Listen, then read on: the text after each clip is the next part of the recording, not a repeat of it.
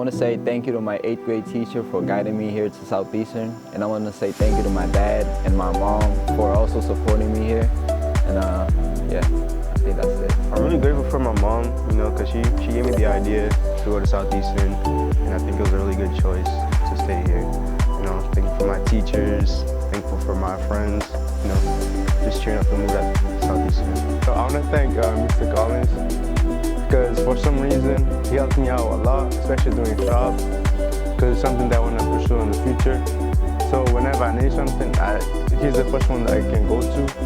And whenever I need help, he's gonna like, oh, you should do this, you should do that, you know what I mean? So like, comparing him to like other teachers, that one that helped me out most of the time is Mr. Collins. So I would thank Mr. Collins.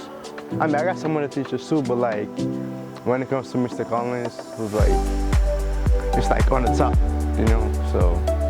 And I want to say that I'm thankful for my mom. She's the main reason that she told me to come here.